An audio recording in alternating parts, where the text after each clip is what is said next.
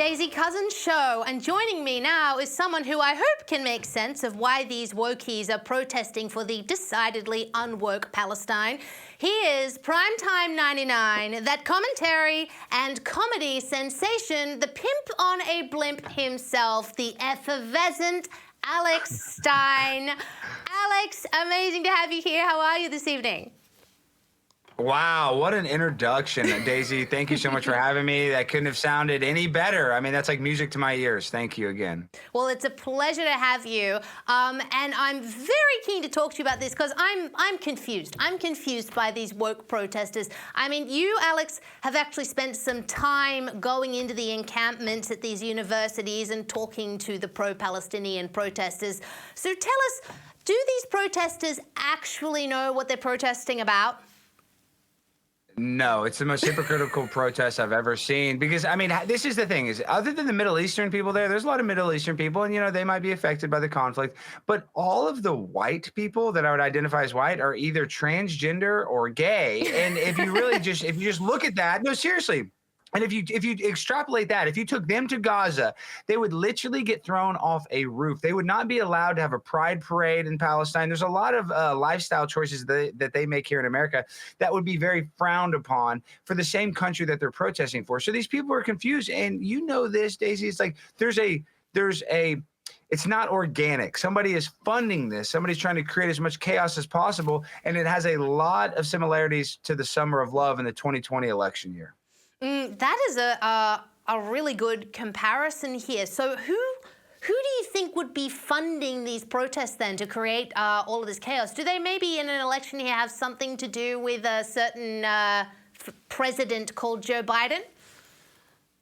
Well, maybe. I mean, and there's a guy by the name of George Soros, and I'm not saying he's funding it, but he funds a lot of these DAs in liberal cities like San Francisco that have basically a get out of jail free card. Literally, I mean, these are the weakest DAs on crime possible. And you have cities like New York where the crime rate's through the roof. You have places like Los Angeles where it's through the roof. And these are places where George Soros has basically funded district attorneys to win these elections so that they can make the city more chaotic. And if you look at it, a lot of these freaking protesters, use my language, have the same tent. So they're not going to the Academy Sports and Outdoors and buying all the same tent. Somebody's ordering these for them, and it's a very organized, well-run machine.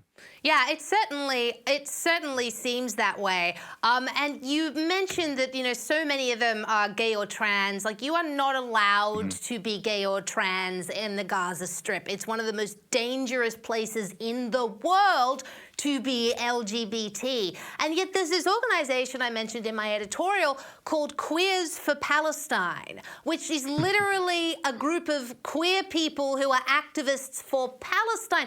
Can you explain Queers for Palestine to me? Because from my money, it seems a little to me like that sort of chickens for KFC. Yes, or like blacks for the KKK even. I mean, really, honestly, that's what it feels like. And I'll be honest, you know, you caught me. I am the leader of the Plano, Texas Gays for Palestine movement. I'm actually trying to get as many gay people over to Palestine as possible. But no, on a serious note, it's very weird, though, what's happening with these like protesters because they're hitting me, they're attacking me, they're on a bunch of antidepressants. So these are people that aren't happy. Like, these are people that aren't happy with their life. So they're going out there and they're trying to basically spread as much chaos and fear as possible because they are trying to intimidate people. They tried to intimidate me. They're trying to intimidate a bunch of journalists at University of Washington. It's happening everywhere. And it's similar to, like I said, it's a bunch of Antifa people that have now been redirected to, you know, yell and scream about Palestine. Yeah, it's the whole kind of rent-a-crowd thing that we all need to be very, very wary of. And you mentioned, actually, you got assaulted recently by a trans person for Palestine when you went in to sort of talk to these people in these university encampments. We actually have a little clip of that. Let's take a little look. Can anybody tell me about, do they do any pride parades? Get the fuck out of here. Dude, what are you going to do about it? You guys are all idiots. You guys are transgenders, but you guys aren't even allowed to be in Palestine. I know, but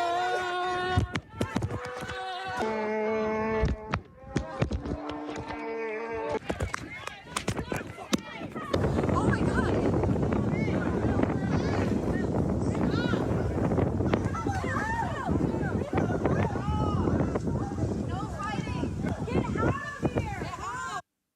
Now, Alex, I mean, that, we can kind of laugh about it, but that looks serious. So tell us that whole day, how did you come to be there? What were they saying? What on earth was going on? Well, that was at the University of Texas in Austin, Texas, one of the most liberal cities. And I just went there to kind of go check it out because the day before, that's when the National Guard had to come in and they arrested a bunch of students. But really, it's not even all students. I think of the 200 people they arrested, just a small minority were actually students. But so I went there to kind of cover it. And immediately I had my phone out. They're hitting my phone. They tackled me from the back. I had to push a guy off me. So they want the heat. And Daisy, I hate to try to scare people. I don't ever want to sell fear. That's like the worst thing. We should never live in fear. But something, even Christopher Wray said this, the leader of the director of the FBI, he said there's going to be a casualty event. Somebody's going to die at one of these things. And I'm lucky. I know I joke about it. I know I'm trying to have a jovial, aspect of it, or I'm trying to make light of it because that's how I use humor to, I guess, get my message across. But it's not going to be very humorous when something happens. And I don't think it's going to be a student. I'm almost empathetic to the students. It's to the 40-year-olds and the 50-year-old protesters that aren't, associated with the university that are there for one reason, and one reason is to start drama. So something bad's going to happen. I hope and pray it doesn't, but I'm not going to be surprised when it does. Well, you make an excellent point because a lot of these university encampments have actually had to be cleared because they've been, for obvious reasons. You can't just camp out in the university because they've violated university policy, various laws. There've been incidents of police going in and having to clear them out. I mean, don't say there are some well-meaning protesters there. Do they not realize that they are actually putting themselves in danger?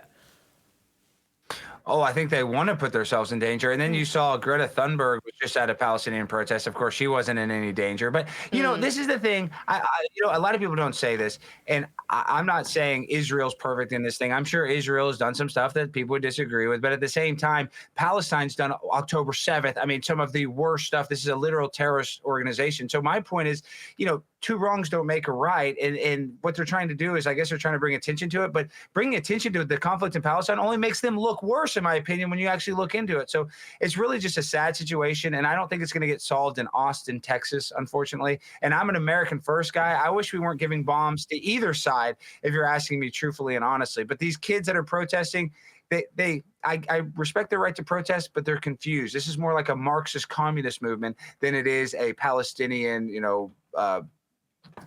whatever, a movement to help Palestinians.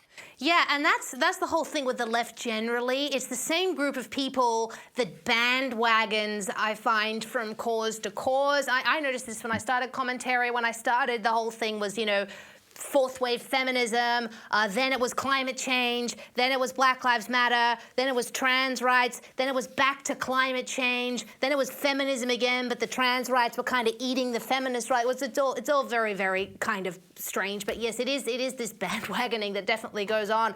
Now, Alex, let's step sideways a little bit. The Trump trial is currently going on in New York. It all seems a little bit unsavory to me. I mean, Stormy Daniels, the pornography star that Trump is supposedly supposed to have had an affair with, she took the stand this week and gave a rather blush-worthy account of her alleged tryst with Trump. Can you explain why Trump's legal team was denied a mistrial, even though the judge himself conceded that some elements of her testimony were better left unsaid? Yeah, because this is about hush money payments. Obviously they're trying to slander his character as much as possible. And to be honest, though, I'm happy that Donald Trump's a real man sleeping with a woman and he's not, down low and lying. I mean, we need more American men at least he's a real man. But at the same exact time, this is all political theater. They're trying to, make Donald Trump look bad because they don't want him to be president. And really, if you ask me about the 2020 election, Joe Biden and Donald Trump, I think that election personally was fortified in Joe Biden's favor. And this is the stat that I always use. Donald Trump won all 50 states when it came to in-person voting.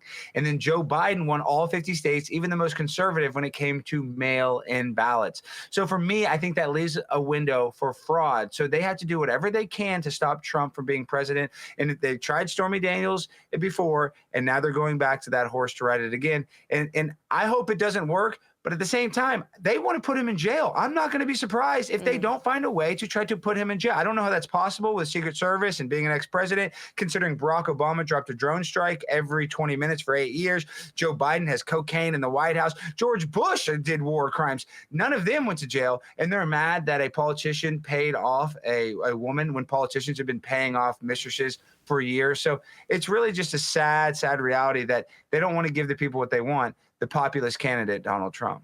Exactly. And the strange thing about the Democrats, though, is, Alex, is that these legal allegations that Trump has faced, the trials, the civil suits, etc., they actually haven't dinged his popularity. If anything, he's been going up in the polls. He's been leading. I think one of the last polls I looked, like 6 out of 7 of the swing states, Trump was ahead of Biden. So why do the Democrats keep up with this lawfare tactic when, at least so far, it doesn't actually seem to be working? Well, it's not working. I think in the African-American community, Donald Trump's numbers are actually, soaring because they feel like they've been unfairly prosecuted. So it makes them, kind of agree with President Trump. So I don't know why they do it. They spied on Trump illegally. And I'm not saying Trump's perfect. Don't get me wrong. I like Donald Trump. I'm going to vote for Donald Trump. Donald Trump's not a perfect human being, but nobody is. But they're trying in doing whatever Hail Mary, and that's a football term, the last second of the play, trying to score a touchdown. That's what they're trying to do. I don't know the term in rugby, what is a Hail Mary. Maybe they call it a Hail Mary too, but this is their Hail Mary shot to keep him off the ballot because he's going to win. If he runs, they let him on the ballot. And even if he goes to jail, he'll still win from behind bars. Just mark my words. Well, I certainly hope you are right, Alex Stein. I think the last thing that the USA and, in fact, the entirety of the world needs, the very last thing they need, is another 4 years of Joe Biden. Alex Stein, as always, you are on point and fabulous. Thank you so much for coming on the show, and I do hope we can see you again soon. For sure, Daisy. You're going to come on my show, Primetime with Alex Stein, on The Blaze and on YouTube. Thank you again, Daisy.